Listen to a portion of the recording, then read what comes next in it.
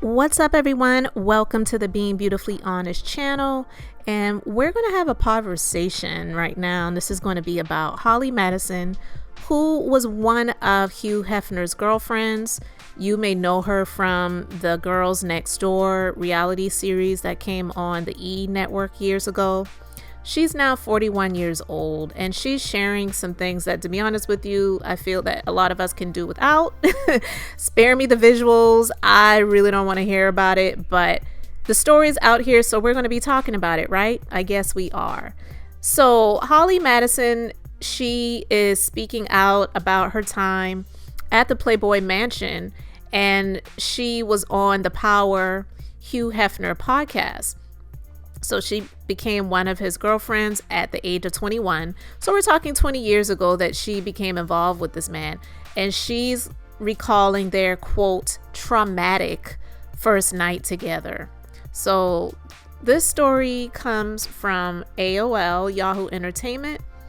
And she's saying that she had an unconventional first date with him when she went to a club with him and a group of other women. I wasn't necessarily expecting to have sex that night. I thought it would be more of a first date, even though obviously it's not a very traditional first date. I thought it would be more of the type of thing where I saw what happened, saw what was going on. If I wasn't comfortable with it, I wouldn't have to do anything, and I could make my decision on whether I wanted to come back for date number 2 or not, she shared. Okay, gross. So she thought she was going to be watching the action, I guess. I don't know. Anyway, she was 21 years old. She was there. Whatever. She chose to be there. No one forced her, right? Right. Okay, she continues to share, quote, I wasn't necessarily expecting to have sex that night. And I definitely was not expecting to be the first one to go that night. But I was wasted. He was literally pushed on top of me. And after it happened, I was just mortified and embarrassed.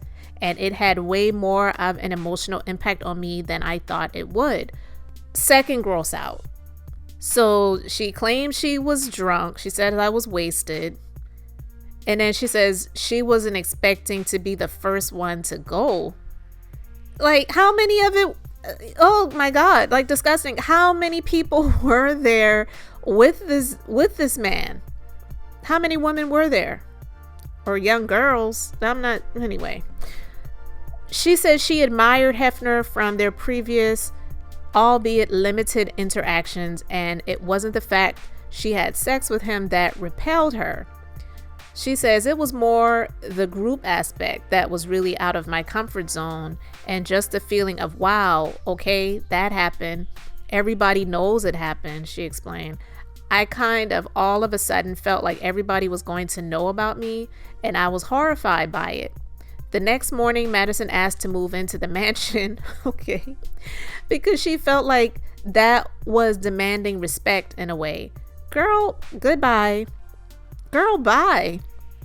You said you felt like he was pushed on top of you. Disgusting. This corpse of a man.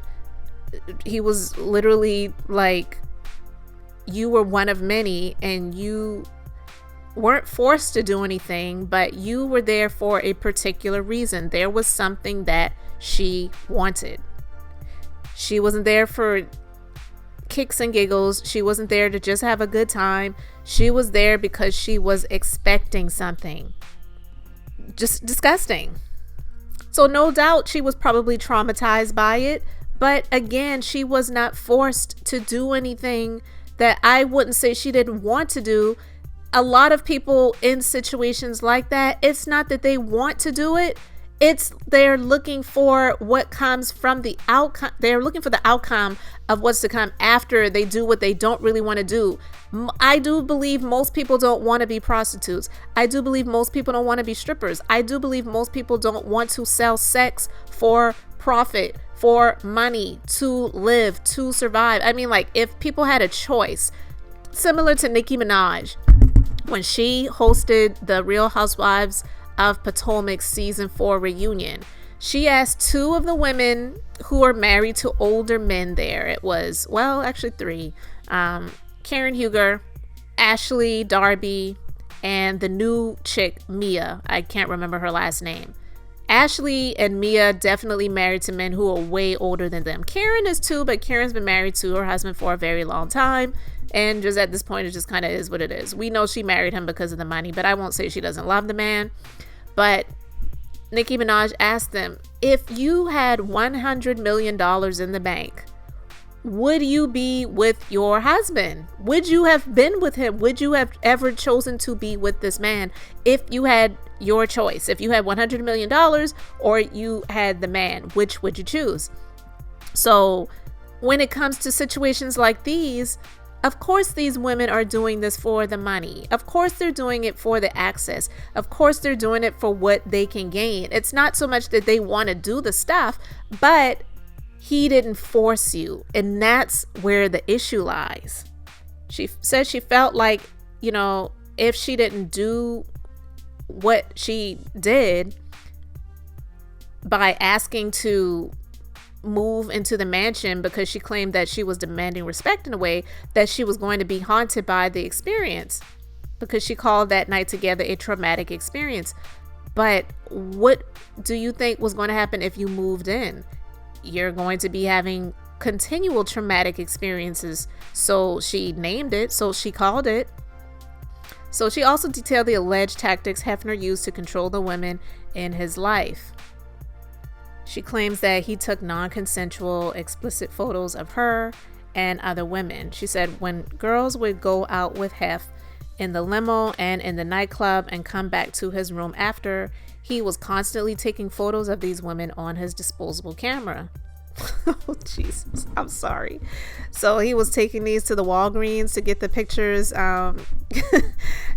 pictures, developed. Like, what? Anyway, and then she says, and these women were almost always intoxicated. I would assume so. It goes back to the fact that they don't really want to do this, but they're looking for the outcome. They're looking for the access and the assets. So yeah, they probably were drunk out of their minds to not really be in their right minds when they're doing these acts with this guy. She says, I know I was heavily intoxicated. They wouldn't just be his regular girlfriends. They would be new girls who were joining him for a night for the first time, or women who had flown out from across the country to test for a centerfold in, allegedly professional conditions. And they'd be invited out and oftentimes would be pressured, not necessarily directly by him. He would have some of his girlfriends do it too, pressure them to come upstairs. Anyway, he's constantly taking all these pictures. So she continues, so if you were messed up and if you were in his bathtub with your top off and some other girl was doing some explicit pose on you and he took a picture of that on his disposable camera, he'd make a copy and give it to everyone that night and put it in a scrapbook. Lord, my God. So the things that his family had to unearth after he died and went through his property and his closets and all of these different things, the stuff that they saw, I mean, I'm sure they knew what a lech and a disturbed, disgusting human being he was, but I mean, that's how he made his money. But the things that their eyes were exposed to, I can only imagine. So she compared it to feeling of revenge porn. And in a way, yeah, it sounds like that's exactly what it was. So she says, you're taking these pictures, they're not consensual because you're so wasted. And the next morning you find out they've been given out to everybody who was out with you. I don't know if he just assumed that that was okay because all these women want to be in the magazine so bad. So they must be okay with getting naked. So I'm going to take pictures while they're wasted and just hand those pictures out. That's the kind of thing that can make you feel kind of stuck in a situation or over invested in it. It's one of those things that makes you feel a little more backed into a corner. And she explained that it isolated her from her normal life even more. She says you feel very labeled. You feel like, how can I ever go back to normal life? I'm going to be ostracized.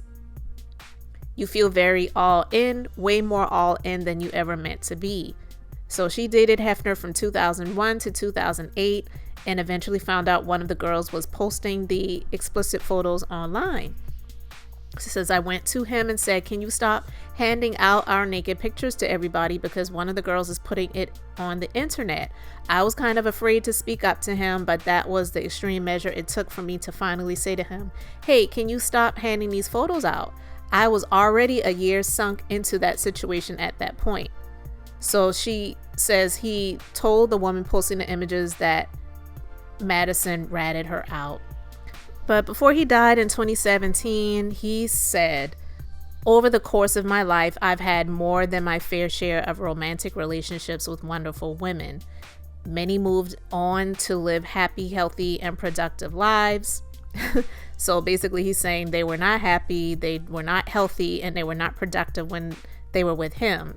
Freudian slip, or, the truth. Yeah, pretty much. And then he says, and I'm pleased to say, remain dear friends today.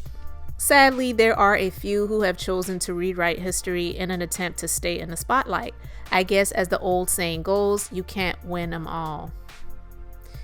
Well, I mean, he didn't really have to cover for himself because he was allowed to live the type of life that he was living. It would have been hard pressed to see him being like a J. Epps or H. Weinstein. I don't know. One, because of, even though these people, especially Weinstein, are older, I mean, Hugh Hefner was damn near a carcass, but he ran this huge empire built on sex and debauchery. The Playboy Mansion, my God, I can't even imagine the things that were happening there. Don't even want to. But she said her first night with him, she was disgusted, but then she asked to move in. Very, very weird. So it's like, that's extremely, like, what? You're playing the victim via the Me Too and Time's Up movement. Who would even fall for that? Again, not saying that she wanted to be in this situation with him or, do the things that she was doing with him, but she wanted the life and the lifestyle and the things that came with it. Maybe she didn't want the sex. Of course, maybe she didn't want the sex with him either, or even, doing the things with the other women and having the pictures taken of her and all of those different things. But she definitely was there for the stuff. And now she's saying that she wasn't a gold digger. Okay, whatever. And so she's defending her relationship with him. And she said she wasn't a gold digger. She says, I just looked like a situation that worked for everybody. She says, I think sometimes when I tell my story, there's people who think that I'm this treacherous gold digger who was out to steal all this money from an old, unassuming man. Sometimes they want to be like, oh, well, you're the predator because you just wanted the money. That wasn't it at all. It just looked like a situation that worked for everybody. And it's not that, girl. It's not people thinking that you were there to steal all his money, but definitely people know and knew you were there for the money. So you were absolutely a gold digger. But hey, he was a predator and you were a gold digger. The two went hand in hand. Neither of you were innocent in the situation. Yeah, by the standards of age, you were 21, so you were legally an adult. Were you mature? I would, venture to say she wasn't mature. I would venture to say that because she was 21 and he was 71 when they got together. Like, disgusting. So if you rewind the years, he absolutely would have been seen as a sexual predator and a pedophile because of the age difference, but all because of these statutory laws and because of her age being the legal age of consent.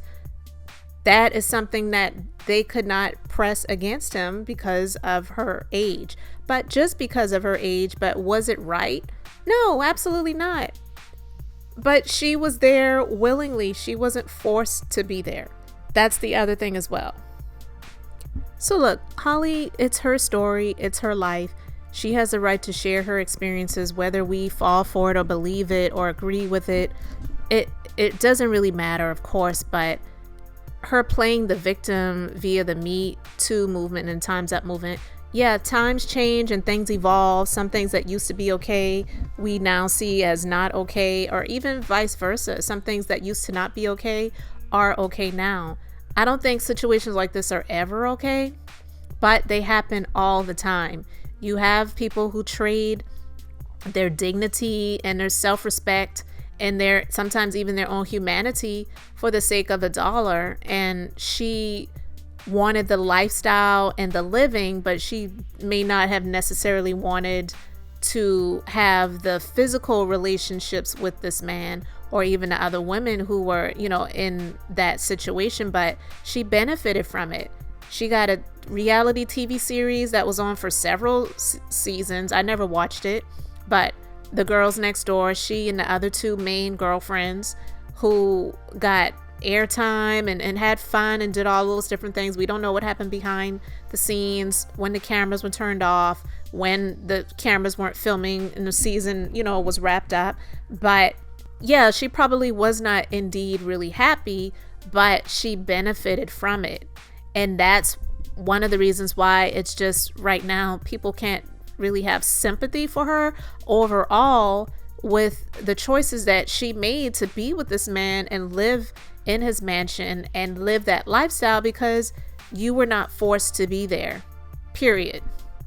People break out of situations all the time when they would be more beneficial to be with that person and stick it out there, even though it's hurtful and harmful to them. But for the sake of their life and their peace and their humanity, they choose to leave. And she chose to stay. She eventually did leave, but she stayed for a very long time and she benefited from it. And we probably wouldn't even know who she was, or if you said her name, none of us would know who she was if she did not go the route that she did. So she chose to do it, and there you have it.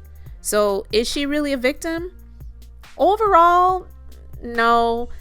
But in terms of her spirit and what she has allowed herself to go through for the sake of being able to live a life and a lifestyle that she desired, gold digger or not, yeah, she probably does have those after effects, of course. But I just can't buy her trying to play the victim role right now with this situation, because she chose to be there and she benefited from it. So anyway, you guys let me know your thoughts about this in the comment section. Thank you so much for liking, commenting, and subscribing. And until the next time, I'm just being beautifully honest.